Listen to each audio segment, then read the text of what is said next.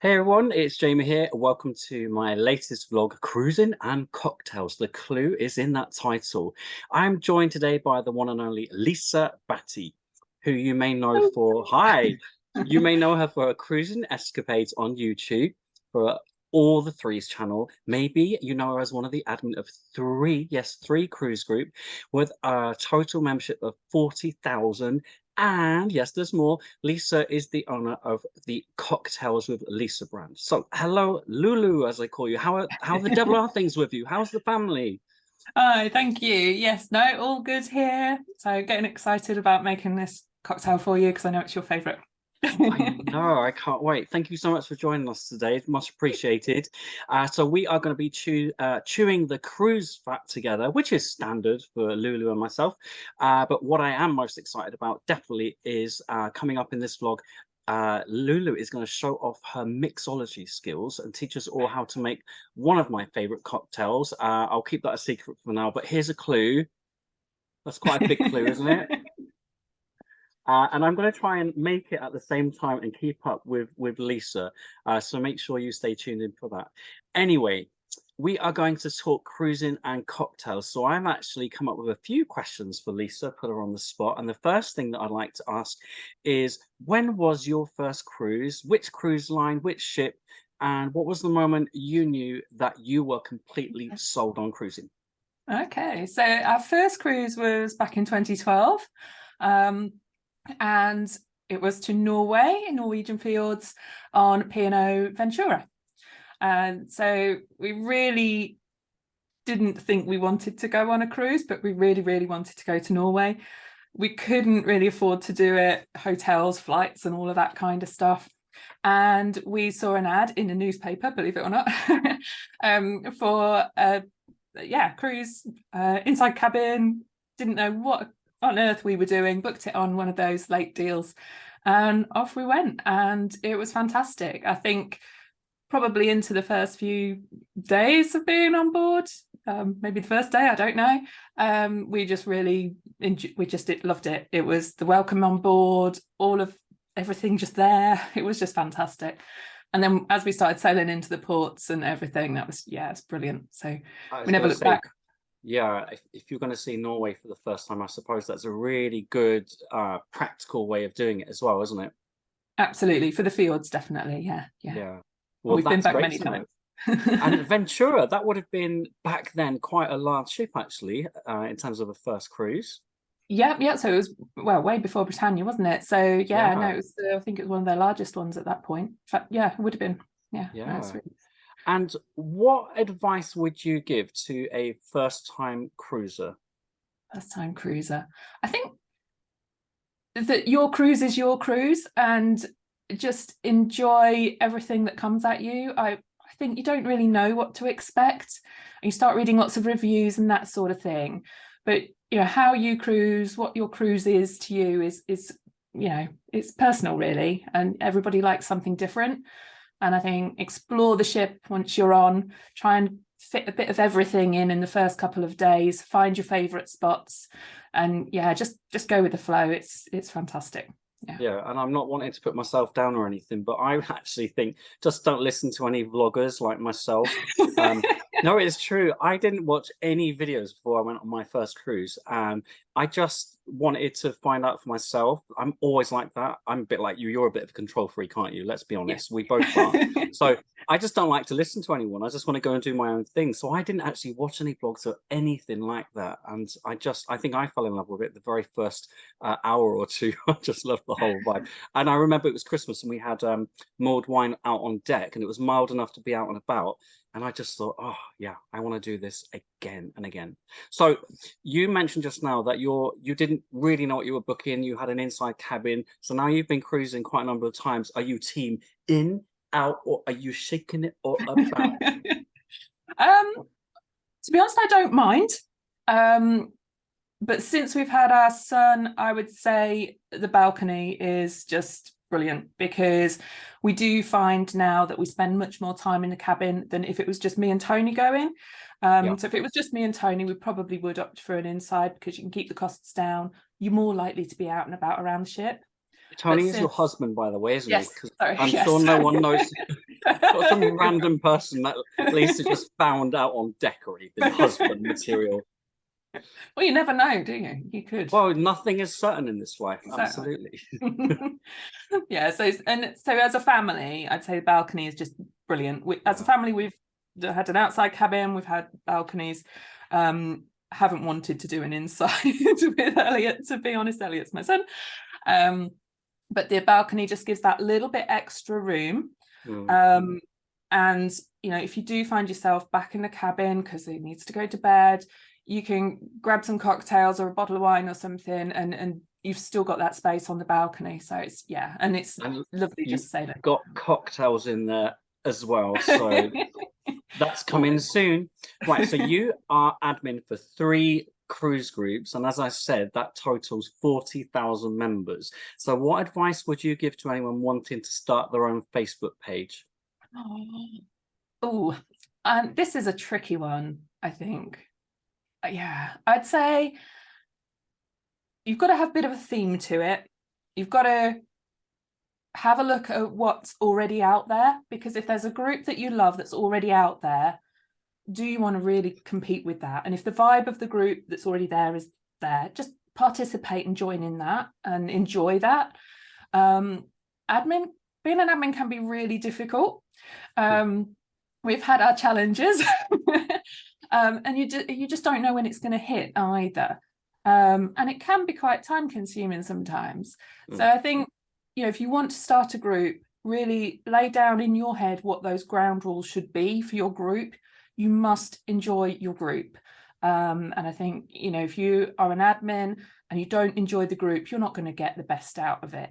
And I think, what we've seen is we've built up lots of great friendships and everything through the groups that we run.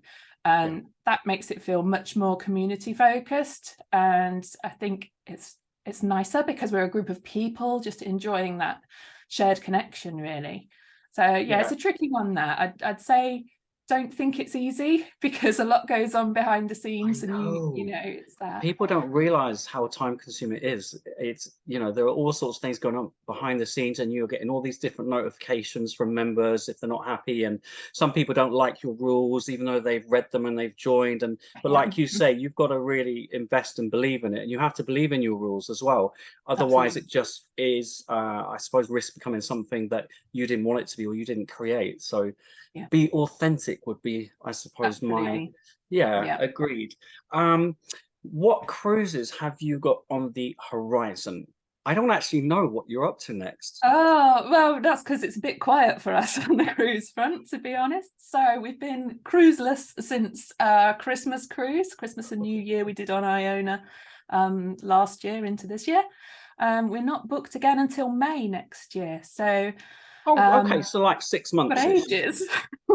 Wow. It feels like ages. It will sail by. And we're on Britannia, I believe, at the same time you're on Iona. So that's does that mean we're going to be in Southampton at the same time? No, we leave a day before you, I believe. Oh no, I was gonna miss out. envisaging cocktails one evening, leaving the boys behind or something, but okay, well that will come around before you know it. And where are you sailing? We're sailing to Norway again. So Norway again. We've been to Norway so many times, and I wouldn't say no to Norway ever. But so rediscovering your roots. Yeah, no, we love it there. Tend to go a bit more northern hemisphere, to be honest. So we're northern hemisphere, north. I think the alcohol is stronger up there, to be honest with you. So I think that's a very good choice. Yeah, that's very true. So I am curious to know if it was your love for cruising and the long list of cocktails that you will have experienced on board all these different ships that actually inspired you to practice mixology and start cocktails with Lisa. Or maybe not. Sort of. Not well. I've made cocktails at home it's an awful number to say, about 20 years. Would you believe? It shocks me when I thought of that. But so I've got notes and pictures and things of me having made cocktails at home 20 years ago, which is a bit scary. But I think what cruising did was really open up different ideas for me to try out, and I love recreating things, especially the onboard menus, as you know. Yeah. And then when in lockdown, I don't know how we started it, we just started weekly cocktail sessions, didn't we? And it went a bit bonkers. Well, and it was you did. I didn't start anything. I was just watching you making all these cocktails on the big screen on the TV. And then suddenly everyone was like, oh, we must go and buy these ingredients. You're like Nigella Lawson when she launched something you've never heard of it. Everyone went to the supermarkets and all the shelves were just like stripped bare of these different ingredients. That's what happened, actually. So yeah, and at that point everybody was enjoying it. I got such brilliant feedback, and it just spurred me on to start the channel and start the Facebook page and things. And obviously we still do it in the group. We have every sort of 3 weeks-ish now rather than every week, because it can I'm get going to share details of the group at the end as well. Okay, cool. Don't you worry. So before we get to making the cocktail of choice today, which I'm very excited about, it's a school night as well, isn't it? So good knows what's going to happen to me tomorrow. But what are your top 3 all-time cocktails? Oh, this was a really tricky one because, as you know, every week I have a new favorite. But I think I always tend to go back for the classics. So classic gin martini, sort of 5-6 to 1 ratio I like. So that's the gin with the vermouth, nice and pokey. Yeah. And then a twist of lemon for me. That's probably my go-to if I'm anywhere. You just know you can get a martini usually. So Lisa describes her taste in cocktails as grown-up adult taste, and mine as childlike. Not that children should be drinking alcohol, of course, but I don't have that developed palate. But I think the cocktail that Lisa's going to show us shortly actually is somewhere in the middle, perhaps. It's a really versatile one, yeah, really good one for any palate. Are you happy to start making this cocktail? Shall we go for it? I'm going to play along and try my best. So what is it we're going to be creating? So we are going to make a poinsettia. And this one, well, we chose it a bit because we're getting into festive. We're getting quite festive, aren't we? But actually, I think it's a good all year round one for me. So you will need some vodka. Okay, I got that. I've actually got great stuff. I've actually got vanilla vodka because I completely forgot about vodka. But it works. So vanilla in a poinsettia, not thought about that. Okay. Yeah, so that'll work. You will need some raspberry liqueur, or I've got Chambord for any. Yeah, I cheaped out, I'm afraid, but I have it's liqueur and it's raspberry. Yeah, so raspberry liqueur. Going well. Yeah. Okay, got that. You will need some Cointreau or triple sec. Oh, it just so happens I've got both. That was a tiny one though. That'll be enough though, won't it? That'll be enough, yeah. Yep, so Cointreau, so Cointreau's an orange liqueur. Yeah. And you will need some fizz of some sort. So proper really is to have champagne, but yeah, Prosecco here. I'm not actually a big fan of champagne, to be honest with you, so. Okay. Yeah, so Prosecco works, Cava works. I'm sure an English sparkling wine would work in there as well. And you know what? You're the person who taught me, I think, or did I do it on a quiz about these being called jiggers? Guess what I haven't got? Oh, just use the cup of your hand. It's fine. I haven't got the jigger handy. So whilst Lisa is looking for a jigger, the top of the jigger is the equivalent of 1 shot, I believe, isn't it?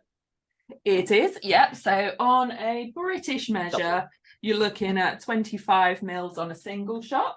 Okay. That doesn't sound like it doesn't look like very much either. Big box down here. Oops. With all the things to forget. Yeah, so your short half is your half measure, that half's okay. You've got a posh jigger as well compared to mine. It's very fancy. Yeah, it came free with it's a fancy jigger. Mine's quite standard. They're all much of a muchness, don't worry. Right, so what am I pouring first then? I'm ready. Do you want to shake? Yeah, let's shake. Yeah, should we shake? So if you're going to shake, you'll want your shaker. So you should have 2 halves to your shaker. Oh, I haven't got a glass, but I've got a lid. If that helps. Cool. Yep. Yep. All right. That's all right. See, I'm not a pro at this. Don't have to be. You really don't. Okay. So we will go with a double shot of vodka. So we're going boozy. Is that all right? Yeah. You can if you Don't want. ask me twice. Oh, So if you glugging. want half these measures, if you want, and that's fine. So if anybody's watching and they want half those measures, it works. That's what I was saying about it being so versatile. Okay. So 2 shots of your vodka into your shaker. I don't need any ice in here. We'll put the ice in afterwards. Gotcha. But you can do it whatever way up. Yep. There's probably rules, but hey, I don't mind. It all comes out the same, doesn't it? Roughly. We waive the rules. Then we want 1 shot of our raspberry liqueur. Oh, 1 shot. Okay. Told you it's boozy. So you got the Chambord. Oh God, no, that's double. Let's do double. Okay, 1 shot of raspberry liqueur. Oh, it smells lovely. I'm getting that one from here. So the Chambord and the Cointreau, they're often given as gifts at Christmas. So, get them on your wish list if you want to try this. That's a good way. Good idea. All right, I'm done. I've got that. Okay. Then we want 1 shot of our Cointreau. Okay.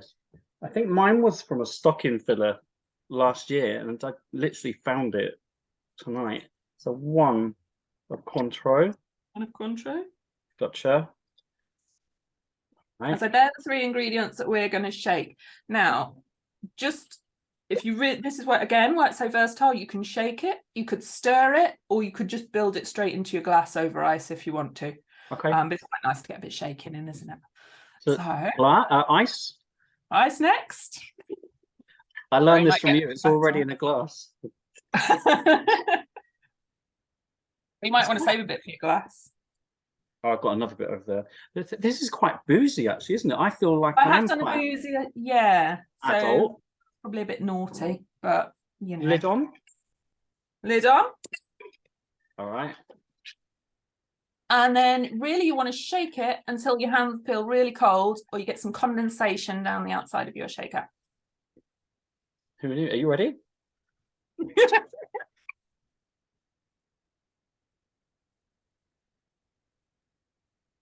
My hands are cold already. Bit more. Yeah, there we go. Oh, yes. Oh, no, condensation. You're right. I never knew that. All right. What I should have said as well is it's a really good idea to chill down all of your glass and all of that kind of stuff. But yep. And that's going into a glass now, is it? So you want to ideally strain that, but is that the only ice you've got? No, I've got ice in here. Oh, okay, cool. Yeah. So strain that into your glass. Oh, I haven't got any ice in my glass. I haven't got a strainer. Can I just pour it right in then? You have got a strainer. It'll be built into the top. Sorry. Oh. There you go. Lovely. Ooh. It's not ready yet, though, folks. Oh no. It smells amazing. You can actually drink it over ice just like that if you want to. I should taste it just in case. Yeah, have a taste. Holy macaroni, that's wrong. Okay, yeah, I'm ready for the next bit. I mean, you could. But I'm not going to. We're going to top up with our Prosecco. Or champagne or cava. Oh, yes. Okay. All the way to the top? If you want to, it depends how much you want to dilute it. Again, another reason why this one's so versatile. You can even make this into jugs if you're having a party. So, up the measures and into a jug. Okay. And then, so there's your basic drink. You've got a garnish. I know how much you love your garnish. I do. But actually, I like a creative garnish, though, don't I? This one's not quite so creative. No, so lemon. Just throw the lemon in. So just go for a wedge or a slice or a bit of peel if you wish. Oh, I might go for a slice on mine. Whatever you want. I feel like my whole table is shaking now. Yeah, you are. I am, aren't I? That's not the nerves. Ta-da! Oh, that's not very good, is it? A bit chunky, but it's chunky. Just on top. Just give it a little squish so some of the juice starts to come out. Oh. And then not too much. And then just drop your lemon in. And there we are. That's our poinsettia. This is our poinsettia. Cheers. Oh, cheers. Oh, that's good. Mildly grown-up drink. Yeah. That's really nice. I honestly, folks, I 100% recommend you try one of these. It's very Moorish as well, isn't it? That is part of the problem. Yeah, Yeah, that is part of the you can problem. switch that out. So if you haven't got raspberry liqueur, you could switch that out for a strawberry liqueur or any sort of fruity liqueur. If you're not So keen on vodka, swap my it for. mathful was saying that there are some recipes that use cranberry. I haven't heard of that one. Yeah, no, there's lots of different. What you find with cocktail making is that you'll look for a recipe and then there'll be loads of different recipes that you can find. So this is the one I sort of adapted because I like it. I like it. Thank you. Well, I'm going to say cheers to you and cheers to everyone watching one more time. It's actually nearly Christmas time. Well, I don't know when you're watching this. Could be in 3 years' time in the summer, but it's nearly Christmas for us. Hence a few lights here and there. Cheers, Lisa. Thank you for showing us Cheers. that one. One more sip Absolutely. for now. Right, so that concludes this vlog on cruising and cocktails, and I just want to share a couple of things with you. First of all, something very important. Hopefully you can see that. It's really important now that you leave here and you go and you subscribe to Lisa's channel. She's on every platform going under Cocktails of Lisa. YouTube, Instagram, Twitter, and also you got Facebook. a website? Yes, I've messed around with that, so don't look at that just yet. Oh, just do a search for Cocktails with Lisa, okay? Yeah. But also, if you want to see Lisa actually making cocktails live, you are going to need to join as well our P&O Cruises UK fan page group on Facebook. If you just say that you saw us chatting about cocktails online, we'll know it's you. We'll let you straight in. Lisa also admins 2 other groups, Let's Cruise UK fan page and also P&O Cabins. So if you want to see Lisa and myself every day of your lives, that's where we pretty much live, apart from these abodes, okay? So thank you so much for joining us. Thank you for answering all those questions, giving us all those tips. And this is fabulous. So we should do this again sometime, you know. We should. Yeah, we'll pick out some new ones. Well, thank you again. Really appreciate you spending your time with us, and cheers. Happy Christmas to you. Cheers. Merry Christmas, everyone. Bye for now.